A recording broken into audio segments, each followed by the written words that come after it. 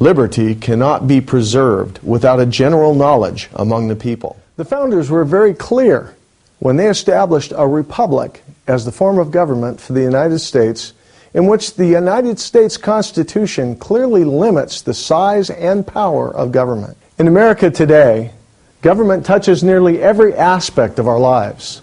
It regulates things such as businesses, homes, the economy, and even our health care. Obviously, these regulations affect everyone: grandparents, parents, even children.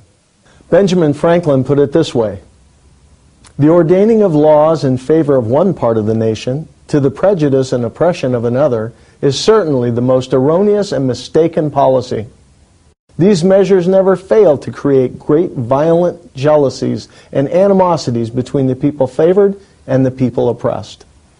Similar were the sentiments of political philosopher, economist, and creator of the Federalist Party, Alexander Hamilton. "It has been observed that a pure democracy, if it were practicable, would be the most perfect government. Experience has proved that no position is more false than this. Their very character was tyranny." Hamilton was one of America's first constitutional lawyers, and author of the Federalist Papers, a primary source document still used for interpretation of the Constitution today. Let's take a step back into the past. Oops, a little too far. Much better. It's 1789, and we're at Constitution Hall in Philadelphia. The delegates of the first 13 states are discussing the replacement of the Articles of Confederation, which had failed after only 2 years. The failed Articles of Confederation were established during the War of Independence. Back to Independence Hall, where the delegates have decided that the best form of government would be a republic for the new America. Despite this decision, even Benjamin Franklin knew a republic, while it would be best for the country, would be tough to keep. The original intent of the republic was to protect the country and handle differences between the states. National government was to be a framework for defense with no more than the minimum power required. The limitations of the Constitution were designed to prevent the massive power and limit the size of government that the founders saw in other nations. The primary author of the Constitution and America's fourth president, James Madison, said, "If we advert to the nature of Republican government, we shall find that the censorial power is in the people over the government, and not in the government over the people." The power of the people over the government was the reason and source for the freedom, prosperity, and success of the American people. The change in our society, economy, and the loss of our freedoms today are directly related to the change in our government. The principal author of the Declaration of Independence and America's third president, Thomas Jefferson, warned, "It is incumbent on every generation to pay its own debts as it goes. I predict future happiness for Americans if they can prevent the government from wasting the labors of the people under the pretense of taking care of them.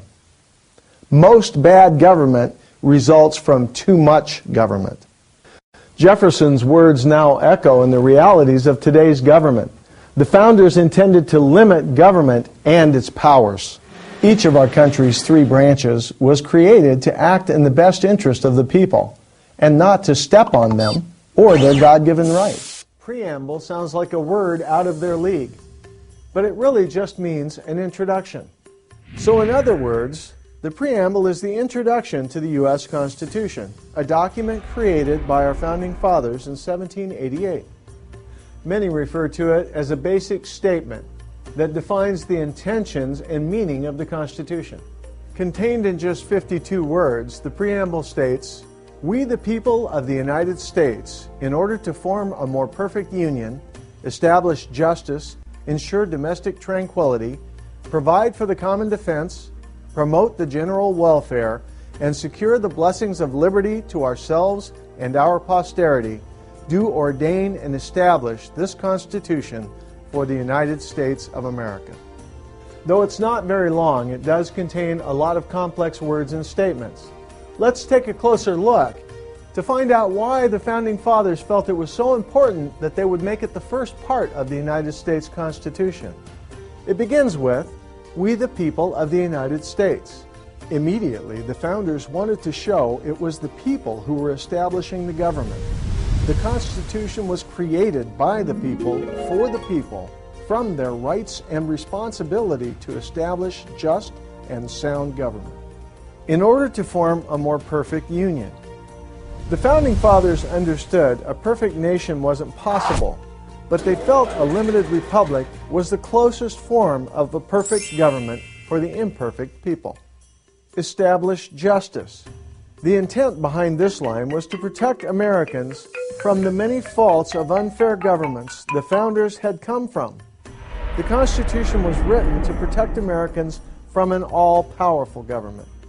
Ensure domestic tranquility. This means the Constitution is designed to help keep America a peaceful nation, bent on allowing Americans to make their own living and provide for themselves in a safe environment. The preamble continues by stating the founders' intention that the Constitution was to provide for the common defense. This is rather obvious. The intent was to keep America protected as a nation against foreign powers and threats of all types, to join the states together as a united front. Promote the general welfare. This statement has frequently been incorrectly used to justify passage of legislation providing unconstitutional services and funding for a wide array of special interest groups and programs. And secure blessings of liberty to ourselves and our posterity. The Founding Fathers wanted the Constitution to be a solid document that would protect them and their grandchildren from tyrannical government. Posterity simply means all future generations.